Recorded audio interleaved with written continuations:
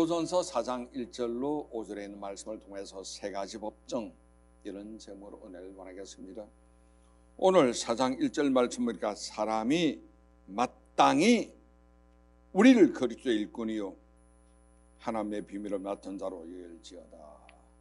무슨 말인가 하니 남들이 나를 볼 때 저분은 교회 다니시는데 그리스도의 일꾼이구나, 집사 식구를 받은 저분은 그리스도의 일꾼이구나, 어떤 모양이라도 우리는 그리스도의 일꾼으로 남들이 나를 인정하도록 해야 합니다.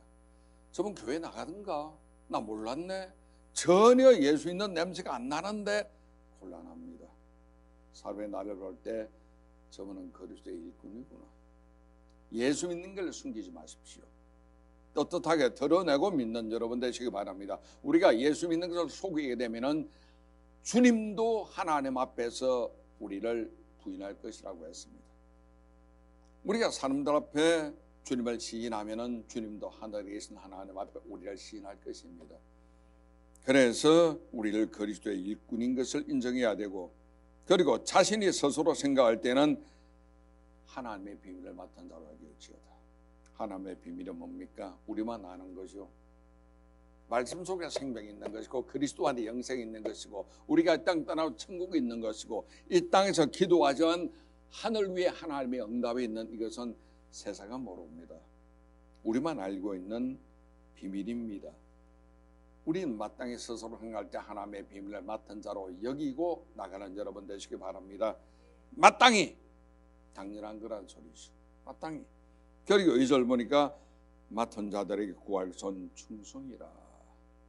찬양대, 교회학교, 남녀 선교회 일을 맡아요. 맡은 자에게 구하는 충성입니다. 찬양해도 충성으로, 뭘 해도 충성으로.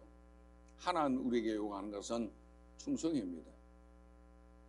우리가 세상 살다 보면은 여러 가지 다툼이 있고 문제가 생길 수가 있지 않습니까? 인간관계에서 우리가 트러블이 생길 수도 있는 겁니다. 그럴 때는 고소하기도 하고 고발하기도 하고, 그 지시비비는 법정에서 판결해서 가려줍니다. 인생에는 세 가지의 법정이 있거든요. 그 법정에서 우리의 시시비비를 가릴 수가 있는 겁니다. 오늘 본문의 3절 4절 보십시오. 너희에게나 다른 사람에게나 판단받는 것이 내게는 매우 작은 일이라. 나도 나를 판단하지 아니하노니 내가 자책할 아무것도 깨닫지 못하나 이로 말미암아 의롭다함을 얻지 못하노라. 다만 나를 심판하실 이는 주시니라. 인생에 세 가지 판단이 있습니다. 사람의 판단이 있고 양심의 판단이 있고 하나님의 판단이 있죠. 판단에 따라서 칭찬을 받든지 심판을 받든지 합니다. 그 결과는 어디에서 할까요? 법정에서 결정합니다. 우리나라 그리고 민주국가인 대체로 사법제도가 3심제입니다. 지법이 있고 고법이 있고 대법원이 있습니다. 여기에서 항소하든지 상고하든지 하는 것은 온전한 판단을 위해서 하는 것이요. 그럼 우리를 심판하는 법정도 세 가지가 있습니다. 뭐냐? 세상의 법정, 재판장은 판사입니다. 양심의 법정, 재판장은 양심입니다. 주님의 법정, 재판장은 우리 구주 예수 그리스도가 되겠습니다. 그럼 오늘 세 가지 법정의 면모에 대해서 여러분께 말씀드리도록 하겠습니다. 첫째, 세상 법정에 대해서 먼저 말씀드리겠습니다. 어느 누구든지 잘못을 판단할 때는 세상 법정의 판단을 받게 됩니다. 잘했다 혹은 잘못했다, 그 판단을 통해서 심판을 받죠. 법정 가면 검사는 위법을 증명해냅니다. 변호사는 그것이 아니고 합법임을 변호합니다. 그 모든 것을 듣고 나서 판사는 적법 여부를 판단하죠. 합법과 적법은 차이가 분명히 있습니다. 그러나 누구든지 법정 서게 되면 긴장하죠. 어떤 판단 내릴지에 대한 관심이 있고 부담이 될 수밖에 없는 겁니다. 칭찬 아니면 비난이 있는데 거기에 따라서 유죄 무죄 판결이 나기 때문에 그렇습니다. 칭찬 듣게 되면 기쁘죠. 비난받게 되면은 섭섭해집니다. 그래서 법정의 온전한 판단을 받기 위해서 변호사의 도움을 받게 되고 말이나 행동이나 태도를 조심하게 되고 선한 일을 도모합니다. 하나님의 법정에서는 우리에게는 변호사가 파라클레이토스 성령님이십니다. 성령이 우리를 인도하면서 바른 길 이끌어가고 그 길로 가면 안 돼. 이 길로 가야 해. 우리를 바른 길로 이끌어가고 선한 일을 도모하게 만들어주는 거예요. 여기서 우리가 기억할 것 몇 가지가 있습니다. 세상 법정의 판결은 완전하지 못합니다. 왜? 10개의 물속은 알아도 한개의 사람 마음속은 알지 못하기 때문에 저 법관이 동향이 어떤 사람인가 우리가 알지 못합니다. 왜냐하면 법관들은 사람을 바라볼 때 외모나 외향에 치우칠 수도 있고 겉만 보고 판단할 수도 있기 때문에 그렇습니다. 위법이든 합법이든 적법이든 거기에 따라 판결을 하기 때문에 완전히 뒤집어져 버릴 수가 있기 때문입니다. 세상에 있는 법정은 종종 거짓말이나 혹은 아부에 속기도 하잖아요. 혹은 이념에 편향되어 잘못된 판단 내릴 수도 있는 겁니다. 성경 보니까 다윗의 아들 압살롬이 배에 다른 자기 형제를 다 죽여버리고 말았고 이것 때문에 도망가죠. 아버지 다윗은 3년 동안 아들을 떨어뜨렸는데 그 아들이 보기 위해서 다시금 불렀습니다. 나중에 압살롬은 3년 귀향살이 있을 동안에 아버지를 밀어내고 자기가 왕위에 앉아야 될 것을 미리 마음에 작정하죠. 그래서 성문 앞에 기다리고 있다가 그 당시에는 백성들이 소송이 있으면 왕에게 나갑니다. 왕에게 나가는 소송자들에게 그는 광고하죠. 내게로 와라. 내가 좋은 판단을 해주겠다고. 오는 사람마다 범죄자는 무죄, 비듣는 자는 탕감, 모든 사람을 이렇게 하니 여론이 압살롬에게 돌아가는 거예요. 아버지 다윗이 절대적인 지위를 가지고 있었지만 백성의 여론이 한 사람 두 사람 압살롬에게 돌아오니 이걸 기회로 압살롬은 혁명을 일으켜버리고 말았고 아버지를 내쫓아버리고 말았죠. 이렇게 베푸는 것이 성경에 나오는 최초의 포퓰리즘의 시소입니다. 백성의 관심을 자기에게 돌려가지고 여론을 자기 편으로 만들기 위해서 그는 막 인심을 뿌려대었던 거죠. 역사적으로 봐도 독일 도이치 국민들은 그 당시에 8천만 명이었는데 히틀러의 세치혀에 전부 다 속아 넘어가 버리고 말았습니다. 히틀러 국민력이 얼마나 대단한지 말만 열정적으로 했다면 모든 사람이 그 말을 들어갔대요. 독일 국민이 속았기 때문에 아리안족이 2차 대전을 일으킬 수가 있는 것이 가능했던 겁니다.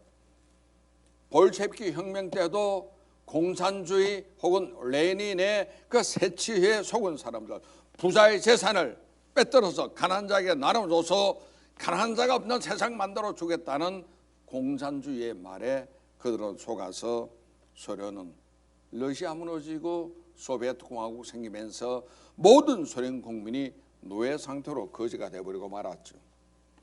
북한 주민도 마찬가지입니다. 평양이 동양의 예루살렘이었는데 김일성에게 속았던 백성들 보세요. 지주들 땅을 빼들어서 가난한 자 무상기업자에 나눠줘서 우리가 거지 없고 공평한 사회를 만들겠다는 그 말에 속아서 들어갔다가 결국 북한 주민은 지금도 전원이 거지 신세를 면하지 못하고 있는 겁니다. 모든 것은 세치혀가지고 거짓 선동했기 때문이고 정치가 거짓말을 했기 때문에 백성이 고스란히 떠앉아서 고생을 당하고 있는 겁니다. 이처럼 세상 법정은 이념이나 지방색이나 혹은 당짓는 것을 당하기도 하는 것입니다. 성경 보니까 예수님 그 당시에도 총독 빌라도는 예수님을 아무리 신문해도 죄가 없었거든요. 부려주려고 했거든요. 그런데 대제사장, 바리새인, 서기관 그리고 일반 주민들이 나와서 십자가에 못 박는 사형 선고를 내려달라고 부탁합니다. 그들이 평소에 예수님께 오병이어 얻어먹었던 사람이고 그들 중에는 그들의 아들이나 딸이 병 고침받은 사람이 있기도 하고 그들 중에는 예수님에 의해서 천국 복음을 듣고 의뢰받은 사람이 있었습니다마는 그러나 사탄의 역사가 있으니 백성들이 홀라당 속아 넘어가 버리고 마는 겁니다. 그래서 예수님을 여론 재판에서 십자가에 던져버리고 말았죠. 세상 역사도 헬라의 아테네 법정에서는 그 당시 성자있고 철학자인 소크라테스에게 독배를 마시게 했죠. 이처럼 여러분 세상 법정의 법적인 판단이라는 것은 상황이나 환경이나 정치에 따라서 달라질 수가 있는 겁니다. 우리나라 지금 현재 법원도 우리법 연구회나 국제인권법 연구회 그들 따라서 정치가 개입하니 판단이 완전히 달라져 버리고 마는 거예요. 옛날에 해방 직전에 일어났던 여수와 순천 지역에 여순 반란 사건이 있었습니다. 국군 12연대가 중위 한 사람이 남노당원이었는데 지휘관을 총으로 쏴 죽이고 군인들 규합해서 남쪽에서 반란 일으켜서 국군을 선동했던 적이 있습니다. 그 무마시키기 위해서 국군이 출동해가지고 그들을 완전히 잡았는데 그들은 반역자였죠. 세월 지나니까 오히려 그들이 정권이 바뀌니까 완전히 판결이 달라져서 그들에게 오히려 보상금을 지금 주고 있는 입장입니다. 정반대 판결이죠. 제주도 4.3 사건도 마찬가지입니다. 제주도에 있는 국군 중에 남노당 지시를 받는 사람이 지휘관을 죽이고 주민을 죽이는데 이걸 토벌하러 갔는데 간 마당에서 민간인이 다치기로 했었습니다. 반역이죠. 공산 불악지의 반란이었는데 지금은 정권이 바뀌니까 판결도 바뀌어버리고 말았죠. 정치가 개입되면 판결이 이쪽 아니면 저쪽으로 완전히 바뀌어버리는 나쁜 예가 되는 거예요. 자, 3절 보세요. 너희에게나 다른 사람이라 판단받는 것이 내게는 매우 작은 일이라 나도 나를 판단하지 아니하노니. 사도 바울이 한 말입니다. 내게는 매우 작은 일이나 남들이 나에게 어떤 판단해도 별 볼 일 없다, 신경 쓰지 않는다, 아무것도 아니다 이 뜻입니다. 별것 아니다. 내게는 매우 작으나 자기는 하나님 판단이 중요하죠. 세상 판단이 중요하지 않기 때문에 신경 쓰지 않겠다는 거예요. 우리가 사람의 인정을 줬다 보면은 위선이나 아첨의 함정에 빠질 수도 있습니다.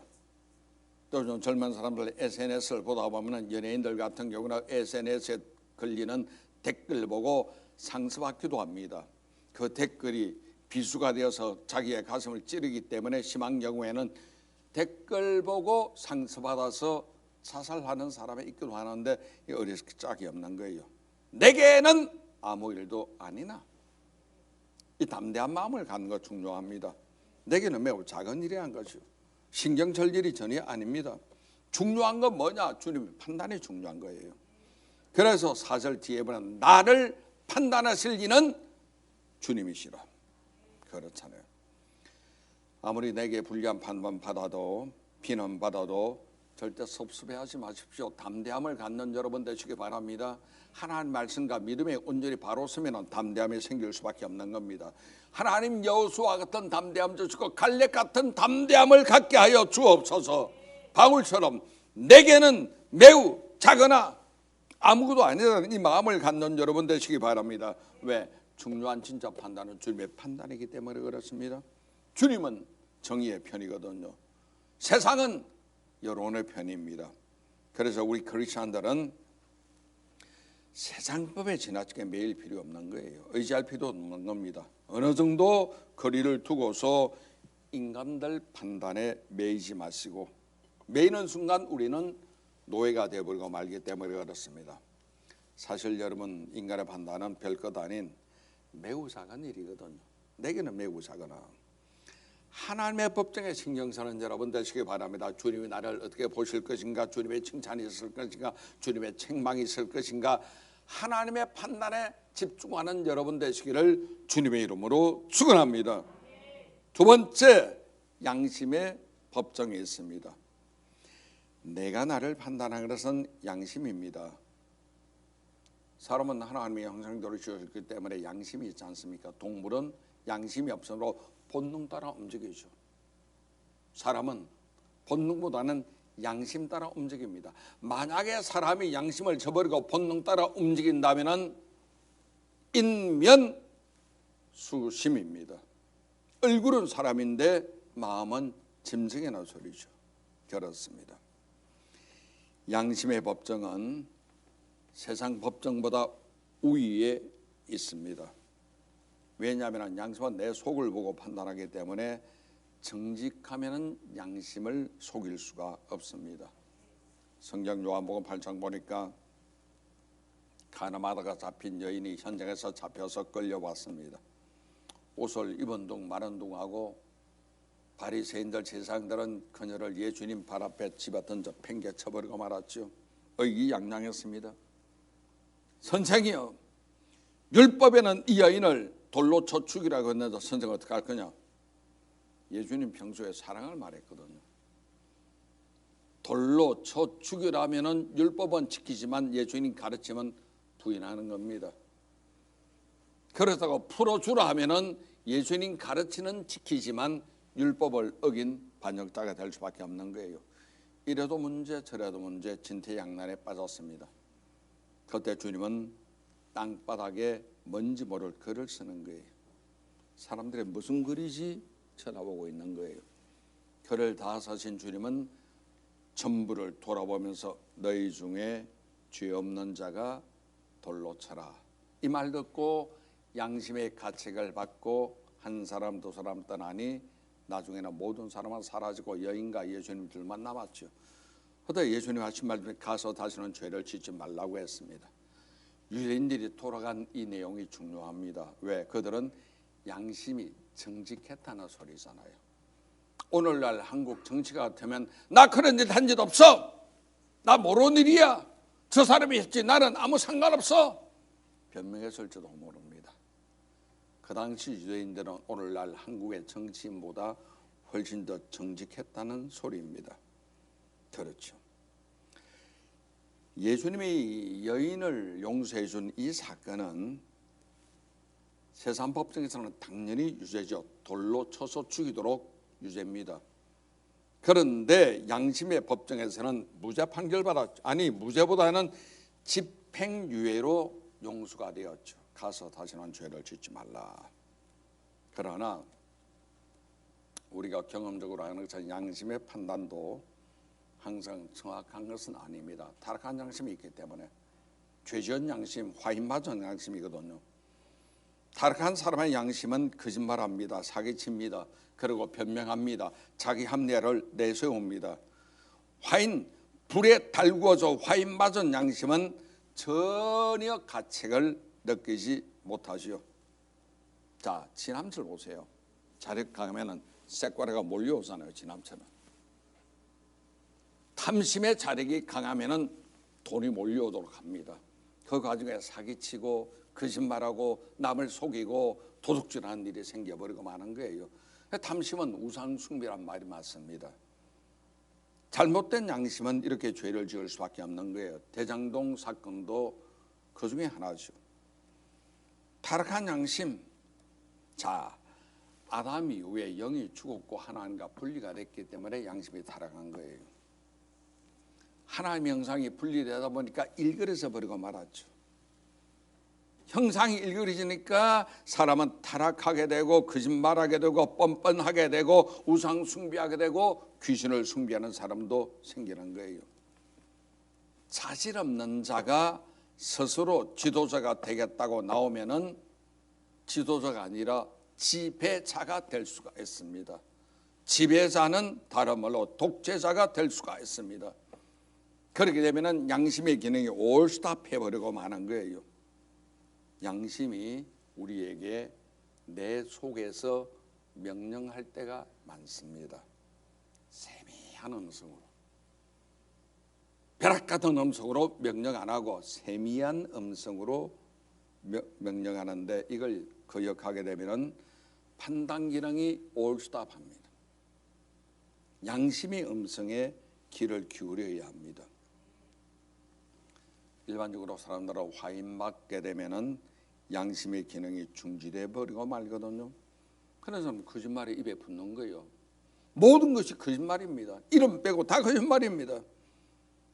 오늘 한국의 정치인이 사료 정치가 된 것은 거짓말 때문에 그런 것이요.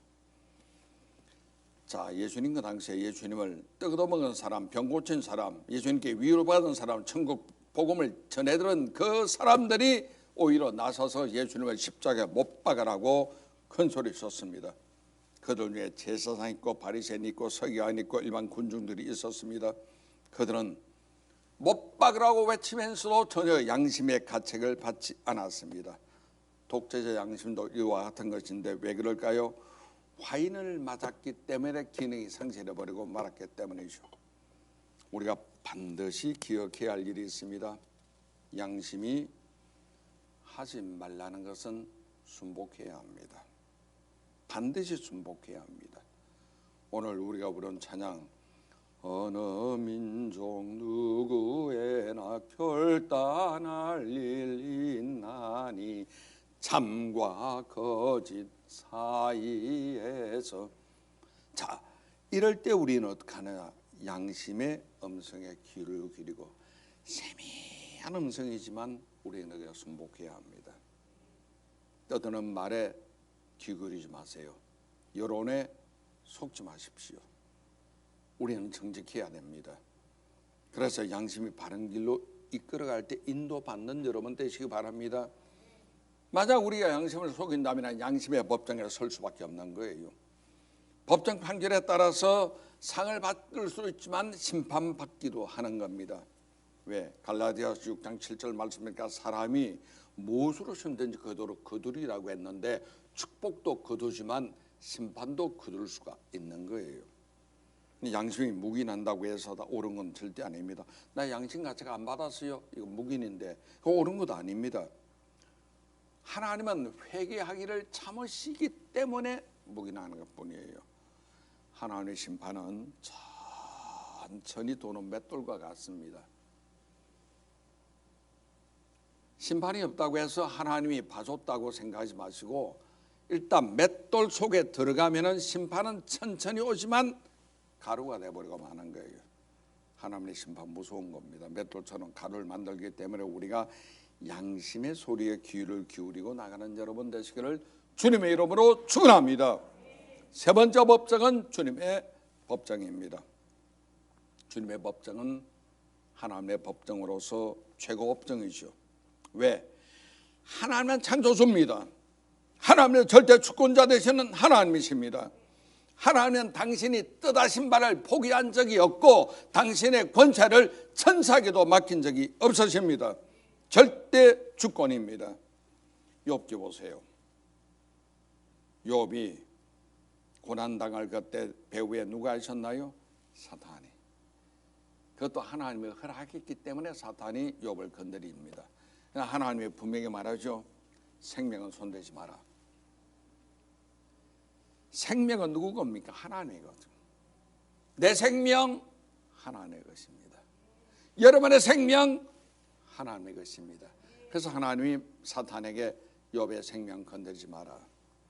내 생명이 하나님의 것인데 하나님의 것을 내가 스스로 자살하면은 하나님의 것을 내가 손댔기 때문에 그걸 줘야 되는 거예요. 그래서 자살은 천국 못 가고 지옥 간다는 말이 그것 때문에 되는 겁니다. 하나님의 생명을 내가 스스로 끊는다. 자살. 곤란합니다. 아무리 어려도 힘들어도 우울증이 닥쳐와도 자살하면 구원받지 못하는 이유가 그겁니다. 하나님의 것을 내가 스스로 손댔기 때문에 그러는 거예요. 하나님이 가진 절대 주권으로 하나님의 법정에서 하나님 말씀 따라 주님은 우리를 판결합니다. 법정에 들어가면은 책이 두 개 있습니다. 백보자 심판인데 백이라는 숫자 백이 아니고 흰 백자입니다. 백보자, 희고 큰 보좌에 주님이 위에 앉아 계시는데 두 가지 책이 있어요. 생명책이 있고 행위책이 있는 거예요.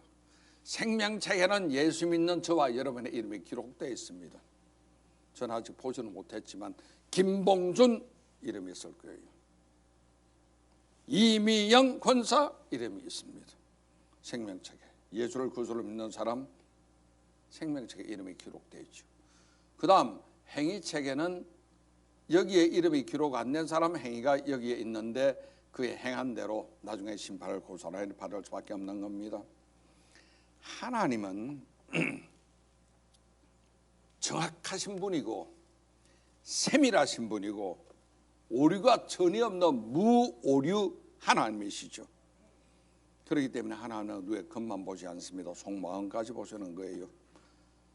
내가 보는 것은 사람과 같이 아니하니 사람은 외모를 보거니와 나 야훼는 중심을 보느니라. 하나님은 누구의 행동만 보는 것이 아니라 마음의 동기까지 보십니다. 불꽃 같은 눈동자로 한밤 어두운데 은밀히 지은 죄도 주님은 보시는 거예요. 대낮에 방 안에서 문 잠그고 속차인 것도 주님은 다 보고 계신 거예요. 속마음까지. 병원에 가보세요. 엑스레이 찍으면 제 갈비뼈가 다 나옵니다. CT 촬영하면 혈관에 나옵니다. MRI 촬영하면 몸에 있는 조직도가 다 나옵니다. 눈으로 보입니까? 안 보입니다. 하나님은 그 외에도 우리의 마음까지 보시는 분이시오. 다윗이 우리의 아내 바세바 사건으로 죄를 지었을 때 다윗은 그 남편 우리아를 죽이기 위해서 아합 장군에게 부탁해서 우리아를 최첨방 격렬한 전쟁터 보내라고 했습니다. 충직한 군인이었던 우리아는 영문도 모르고 명령 따라 나갔다가 죽었습니다.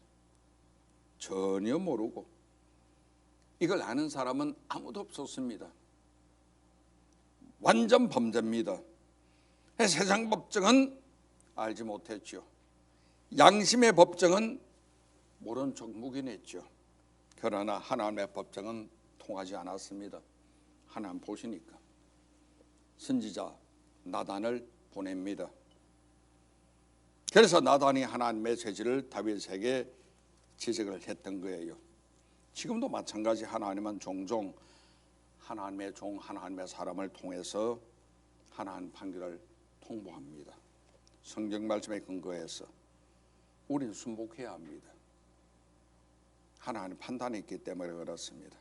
하나님께서는 성경이라고 하는 하나님 말씀을 통해서 판단을 내리기도 하죠. 법조문입니다. 매일 그래서 우리가 성경 읽고 주야라 묵상해서 복 있는 사람 돼야 합니다. 악인의 길을 따르지 않고 죄인의 길에 서지 않고 오만한 자의 자리에 앉지 않도록 복 있는 사람이 되어야 합니다. 복 있는 사람 되기 위해서는 오직 야훼의 말씀을 즐거워하고 그 율법을 주야로 묵상하는 자가 복을 받을 수가 있는 거예요. 그리고 마지막 최후 심판날이 되면은 희고 큰 백보자 심판을 잊지 마시기를 바랍니다. 계시록 20장 11절로 15절입니다. 또 내가 크고 흰 보좌와 그 위에 앉으신 이를 보니 땅과 하늘이 그 앞에서 피하여 간데 없더라. 또 내가 보니 죽은 자들이 큰 자나 작은 자나 곱소op에 서 있는데 책들이 펴 있고 또 다른 책이 펴졌으니 곧 생명책이라. 죽은 자들이 자기 행위를 따라 책들에 기록된 대로 심판을 받으니 바다가 그 가운데 죽은 자들을 내주고 또 사망과 음부도 그 가운데 죽은 자를 내주어 각 사람이 자기의 행위대로 심판을 받고 사망과 음부도 불못에 던져지니 이것은 둘째 사망 곧 불못이라. 누구든지 생명책에 기록되지 못한 자는 불못에 던져지더라. 바다에 빠져 죽은 사람이 시체가 어떻게 됐든지 간에 다 나온다고 그랬죠. 무덤 속에 있는 자도 고스란히 시체가 드러납니다. 하나님의 백보자 심판보다 천다는 소리예요. 생명책이 없는 자는 행위책에 따라서 심판받고 영원한 불못 속에 들어가 버리고 마는 겁니다. 마지막 최후의 심판날에는 뭐 세상에서 상을 받든 훈장 받든 어떤 칭찬 받든 그거 다 불타버리고 마는 거예요. 아무 소용이 없습니다. 명예도 권세도 소용이 없는 거예요. 죽으면 그뿐입니다. 세상 법정의 판결도 또 양심 법정의 판결도 아무 상관이 없고 지극히 작은 일입니다. 내게는 지극히 작은 일이라 우리가 믿음을 가지면 돼요. 담대함을 가지는 여러분 되시기 바랍니다. 남이 나에게 뭐라고 하는 건 지극히 작은 일입니다. SNS에서 비난하던 댓글로 비난하던 아무도 아닙니다. 지극히 작은 일일 뿐입니다. 우리는 오직 하나님 법정에서 착하고 충성된 종이라는 주님의 인정받는 것이 중요합니다. 할렐루야. 그래서 인정받기 위해 우리가 할 일은 뭡니까? 고람되어죠. 하나님 앞에서 살자. 고람되어 하나님 앞에서 하나님의 올바른 판결을 받도록 성도의 생활에 최선을 다하시고 시민의 의무에 최선을 다하는 여러분 되시기를 주님의 이름으로 축원합니다.